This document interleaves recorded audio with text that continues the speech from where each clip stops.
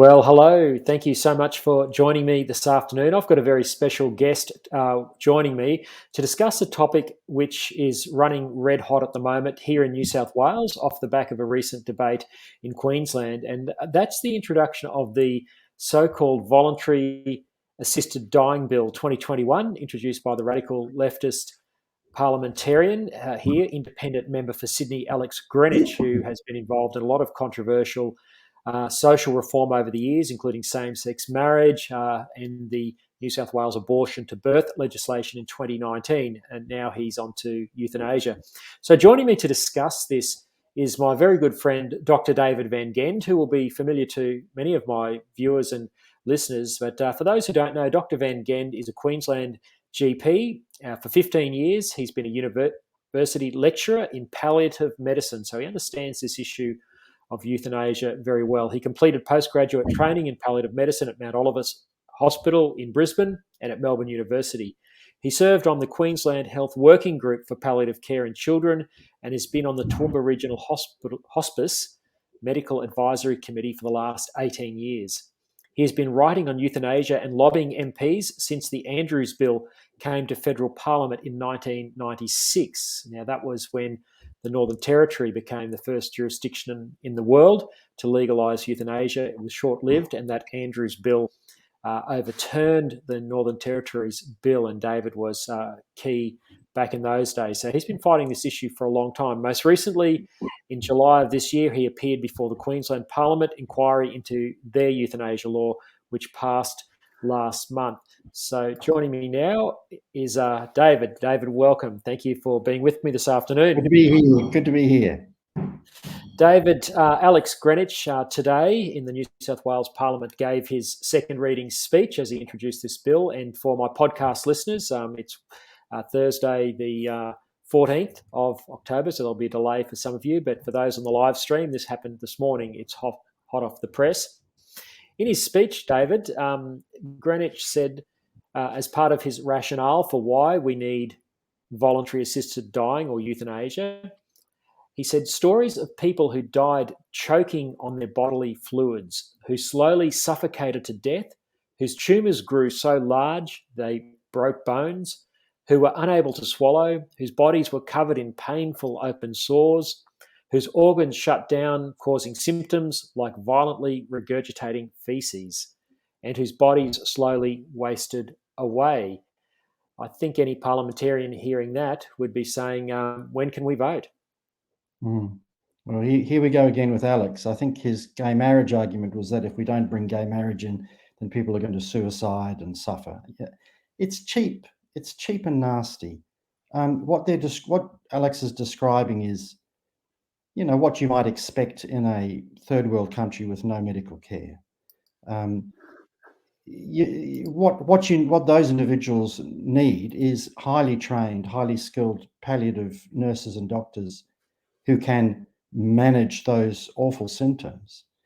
So David, you're saying it would be unusual for someone at end of life to be suffering those pretty extreme and horrendous things that were just described in the Parliament today. No, but there's 2 points to make. The preliminary point is that, at least on this subject of euthanasia and assisted suicide, at least, Lyle, unlike some other subjects, there is goodwill on both sides. So people like Alex and those who want to bring in euthanasia, generally they're motivated because they've seen someone like this die a bad death. And that's a really sincere motivation. You can respect that.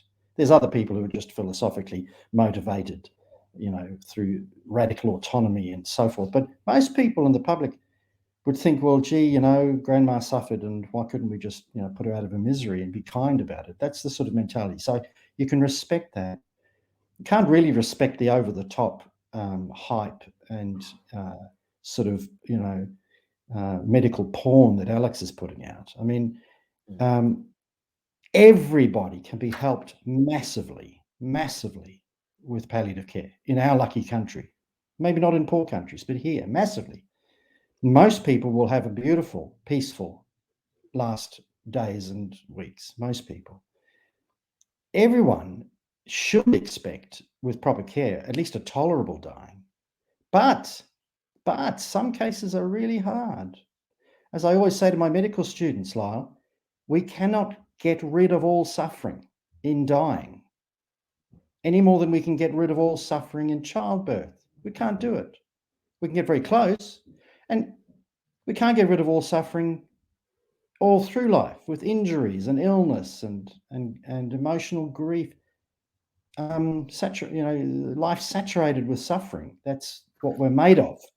And it's somehow a bit odd to think that we must demand zero suffering, zero, or else bring in medical homicide, bring in assisted suicide. Why? Because we demand zero suffering. Well, we can't demand zero suffering. What we can demand is that our rich and lucky country facilitates the best palliative care to every corner of our state and our nation. That's our duty and that's our right. And when that is done, I promise you, I remember patients who've asked for euthanasia and then they've come in pain. We've sorted the pain. And the next day, I remember one Dutch lady, strangely enough, saying, look, it's a different world, doc. It's a different world. Yeah. She didn't want it then. Yep. So a little bit of sobriety, Alex, a little bit less of this medical porn and a bit more fairness as to the reality of our lucky country where most people can expect a very peaceful or at least a tolerable dying, and where we can't get rid of the messiness of dying any more than the messiness of childbirth. Isn't that somehow part of our character to bear that last bit? I don't know, it's a hard call. It's a hard call. But that's no justification to bring in assisted suicide and homicide. Okay, well, that's good to clear that up, because he's led this debate in his opening remarks in the Parliament with what you've just described as medical porn. It was all very extreme stuff that I just read out there. You're saying that's not the normal way that most Australians die. Perhaps in the odd extreme case, someone might die like that, but would be extremely rare, and probably so rare that it would not really even be relevant to a discussion on medically assisted dying. Well, it's relevant because there is still some suffering, seriously, and we but can't of that sort of grotesque nature of a routine basis. I mean, that's the context in which he's presenting. You can always ameliorate suffering so much now, so much, and in the right hands, extraordinarily well managed and controlled.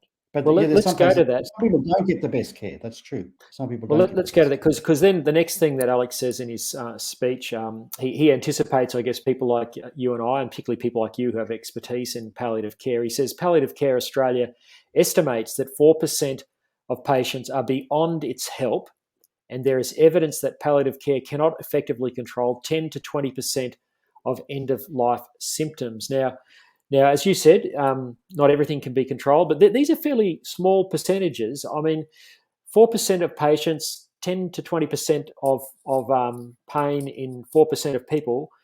Obviously, that's significant to those people, but that's not a large cohort. And again, does that justify taking this drastic step, as you call it, of introducing medical homicide as supposed end-of-life healthcare? I mean, do these percentages warrant this?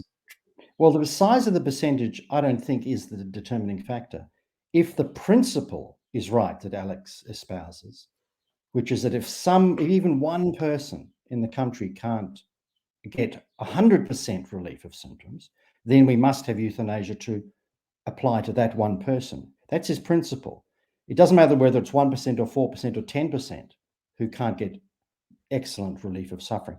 The reason we can't allow euthanasia, it doesn't depend on perfecting palliative care. That is not a prerequisite for opposing euthanasia. You oppose euthanasia for the far greater grounds of its corruption of the social contract, if you like, between the state and its most vulnerable citizens, who will, I promise you, get the message that this new culture of mercy killing means that, as Bill Hayden, when he was Governor General, said, these are now unproductive burdens and society deserves to be disencumbered. That's the chief thing, the corruption, intimidation of the most vulnerable, but also, of course, the corruption of the medical profession, who will be made bringers of death. Yes. And so forth. If you want to go through, those are the key things. That's the reason you oppose it. even if, and the second point about Alex's thing, what the Palliative Care Australia said, the 4% or the 10%, that's total control. Everybody can be helped greatly, everyone. 4%, you might not be able to help them to our satisfaction and to their satisfaction. That's probably fair call. It's tough. David, you mentioned patients Yes. you've had where they've requested euthanasia because they've been in pain.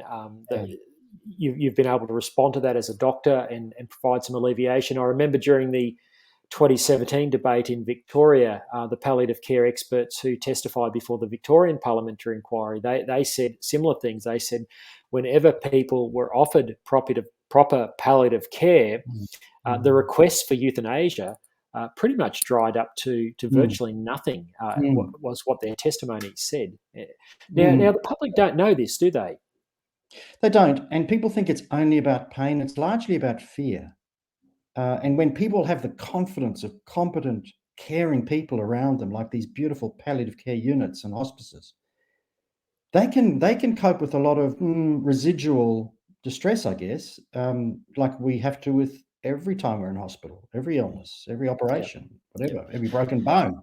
Yes. But once they have confidence and encouragement and moral support and comfort and, frankly, just strong, loving context, gee, they can change dramatically from fear and demanding hopelessness and death to a peaceful, sometimes very beautiful last chapter of their life. Well, let's go to that point. You mentioned fear.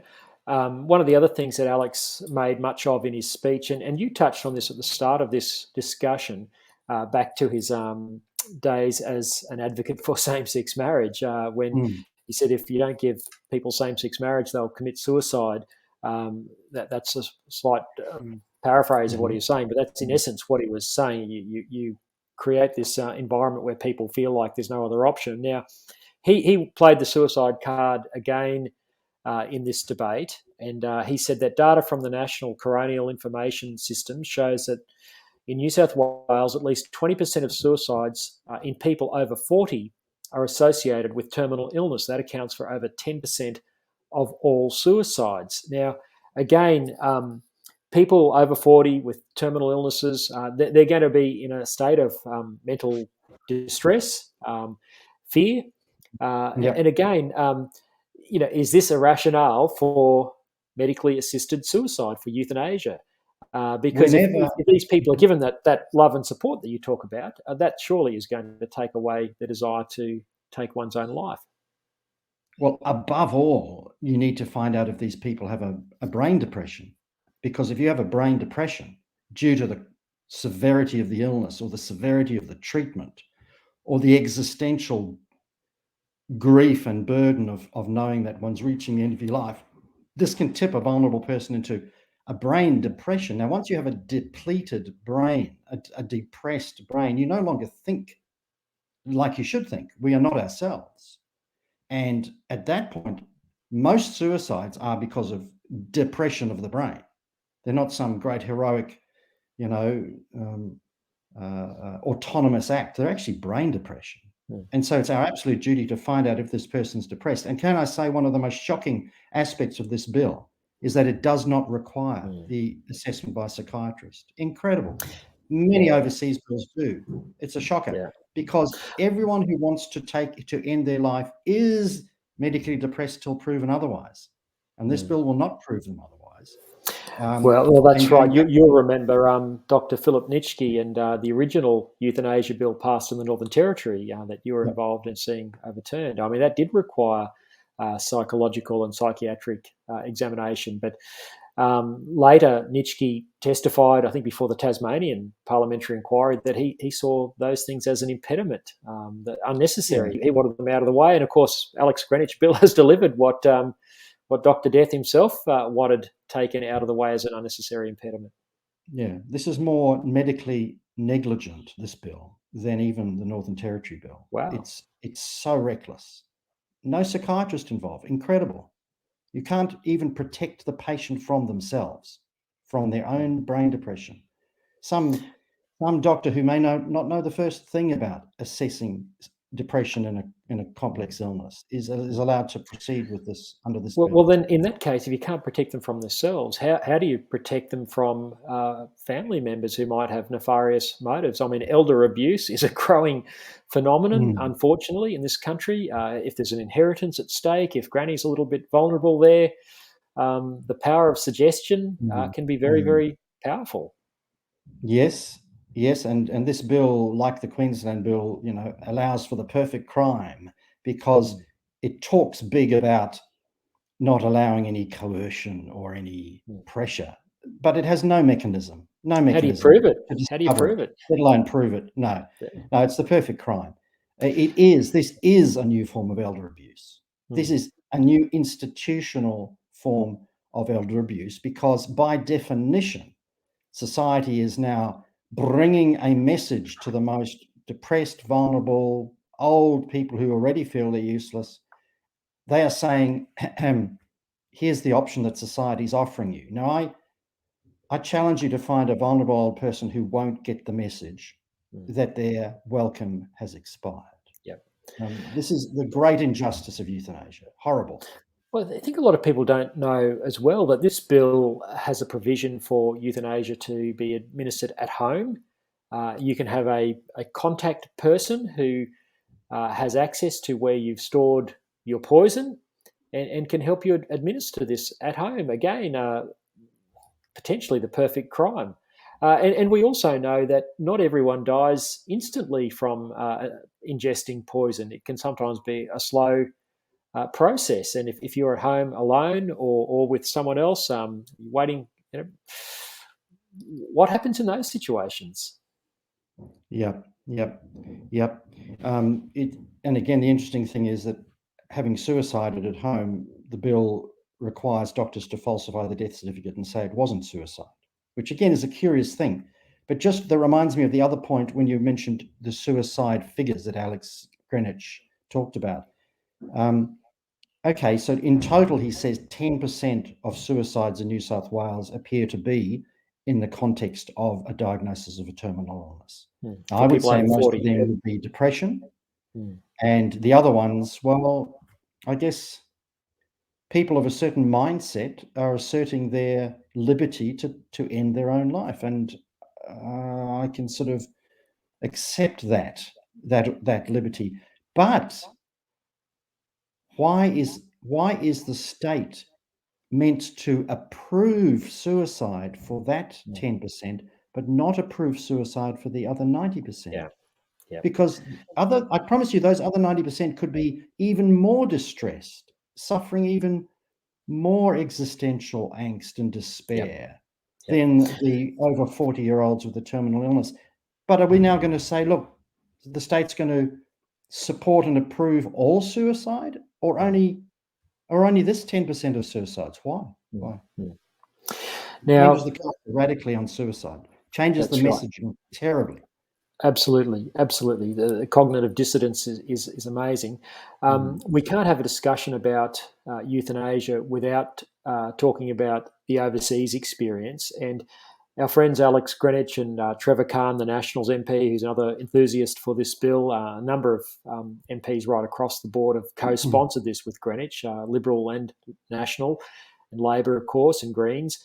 But they constantly assert that there's no slippery slope, and they ridicule that argument. And I always say, well, they say that all the while putting grease on the slope. But you've only got to look at Belgium and Holland Yeah, to see how this has really morphed over the last 10 or 20 yeah, years that yeah. euthanasia has been in existence there. Yeah, well, my ancestors are sort of Holland area, so I'm ashamed to say that Belgium and Holland are the great examples. It's very simple for people to understand. Belgium brought in a euthanasia law similar to the New South Wales proposed law in 2002. You had to be terminally ill, you had to be in intolerable suffering, and so forth. Within a decade, Belgium has approved euthanasia for cases such as anorexia, bipolar disorder, chronic fatigue syndrome, deafness, blindness. And there's a fellow called Nathan Fairhelst, who was 43, and he'd had a couple of sex change operations which didn't work, and he was terribly distressed by his sex change operation. So he asked Dr. Wim Distelmans to perform euthanasia, and he did. He did. Nathan qualified for euthanasia in Belgium because of distress over his sex change operations at 43. Now, if you don't want to call it a slippery slope, call it an ever-expanding circle of criteria, because that is the evidence. You can't turn your eyes away from the evidence of ever-expanding circles of criteria. It was Paul Keating back in 2017 who said that, of course, the laws will be liberalised once you cross this Rubicon. Of course they will be liberalised. And yeah, naturally, I mean, you get it over. Alex's bill has taken out a few of the prickly things that, made people choke on the Queensland bill, because he wants to get it through. Once it's through, of course you'll expand it. If there's a right to die, if there's a right to access socialised suicide, then who are you to limit that right? Of course it expands. Yeah. So people understand they're buying a package deal here. It's not just the terminally ill and terrible pain. Not at all. It's a Why do you think it's so hard for this sort of discussion that you and I are having to be held in the public square? Most of the public are not aware of the nuances of this debate. It's just seen in fairly simple terms of, people suffer, we might as well let them be put out of their misery. We do it to animals. In fact, John Barilaro, the former Nationals leader here in New South Wales, said this is what we do down on the farm. We should do it to humans as well. And there's a certain resonance with that sort of obscene logic, and of course it's popular in all opinion polls, and yet this will probably sail through the Parliament, certainly through the lower house, and probably through the upper house over the next week or two. But the granularity of the debate that you and I are having the discussion will be lost on most of the public, and it won't be till several years down the track when we realise we've got all these wrongful deaths. Yeah, I mean, Barilaro's trivial response. I mean, adults used to run the show in the West. They used to. Now we have these small-minded people. But go back to 1994 was my favourite parliamentary intervention anywhere, and that was the British House of Lords. And this committee had started off largely in favour of euthanasia, but they came back unanimously against it. And there's just two famous quotes from the House of Lords that I'll never forget. This is after 31 years. And the first one was this serious assessment of what it means to overturn the very foundation of law. The foundation is the prohibition of intentional killing. So the House of Lords said, no matter how moved we were by the stories we heard and the patients we interviewed, they said this: nothing we heard could justify overturning the prohibition of intentional killing, which is the cornerstone of law and of social relations, end quote. Now, these parliamentarians are there, surely, in a professional capacity to defend the cornerstone of law. And this bill will shatter that cornerstone. And they think, it's all right, we do it to sheep, so let's do it to us. Sheep are not able to be corrupted like human beings, Mr. Barilaro. Your sheep and their society of sheep is not the same as a society of humans. We need restraints on abuse. We need cornerstone of law. And we need a medical profession that is protected from itself, protected from corruption by being given this horrible power to end lives. And on that, we go to Holland, because in Holland, we know from this remarkable series of confidential government surveys where the doctors were never identified, we've known that before their euthanasia law and after their euthanasia law in 2002, hundreds and hundreds of patients in Holland are put to death by euthanasia by doctors without their consent every year. And the most recent figures from a couple of years ago was still 300 to 400. Yeah, that's such a well-known statistic. Even when the patients could have given consent.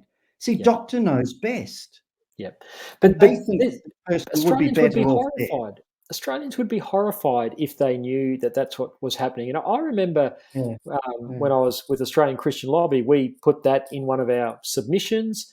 And Bob Brown, the then Greens leader, questioned us. And he was a euthanasia enthusiast, of course, and did all he could to try and bring in euthanasia over many years.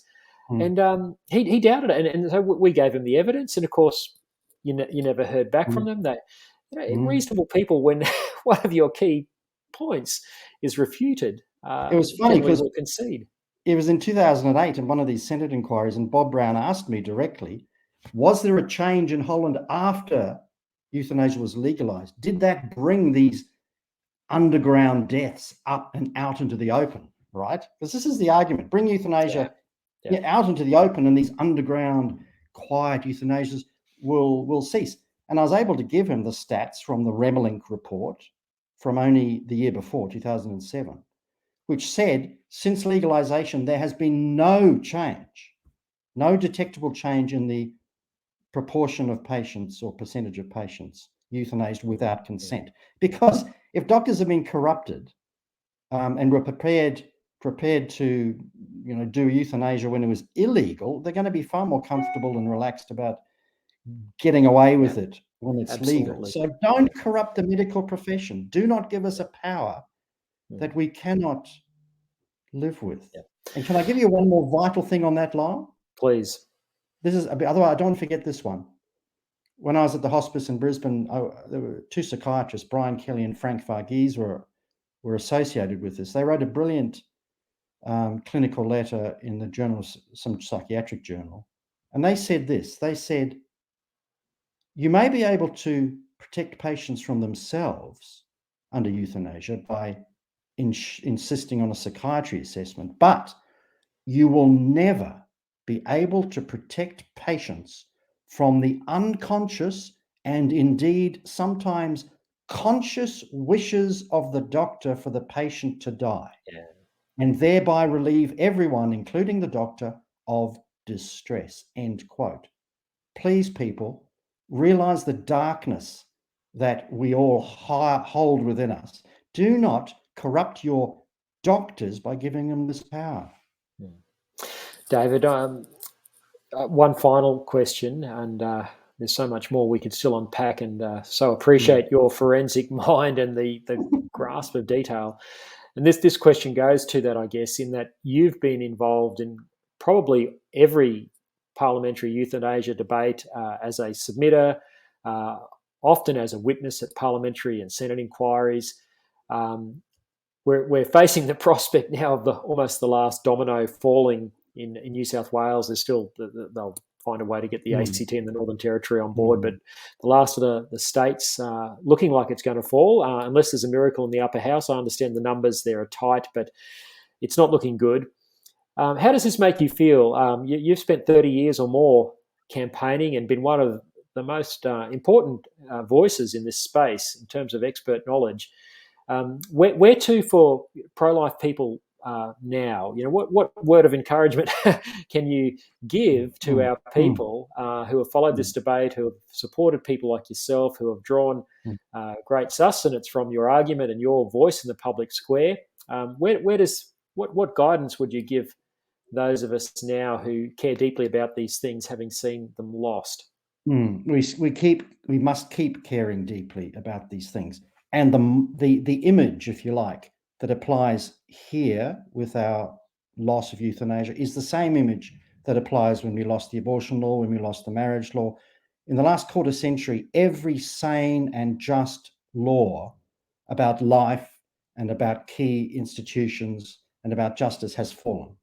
So we are now entering essentially a cultural dark age. And like the old dark ages of the 500s through to 1000 AD, the only thing that preserved what we love and care about were the old monastery walls, if you like, fortified areas where we can continue to preserve what we love.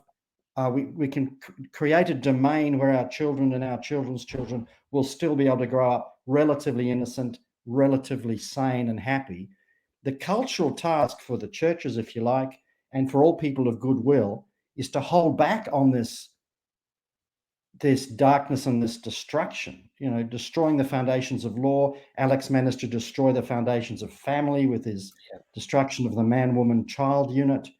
He's destroyed the sanctity of life with his abortion to birth. And the other parliaments are just following it. We're deeply sick. We're probably terminally ill right now, Lyle, but always there's green shoots. So the task is for the church hospitals, the church institutions, the communities of around the beautiful culture of palliative care, even if it's not Christian culture, it's this deeply humane culture. We must defend our turf. We must not let the culture of euthanasia encroach upon hospices or on hospitals. We must fight back in this bill where it says Christian nursing homes must allow euthanasia on their site. Any MP worth his salt will fight for that to be got rid of. Preserve those walls, Lyle. Retreat. Hold the walls, and then in 1,000 years, it'll all be good again.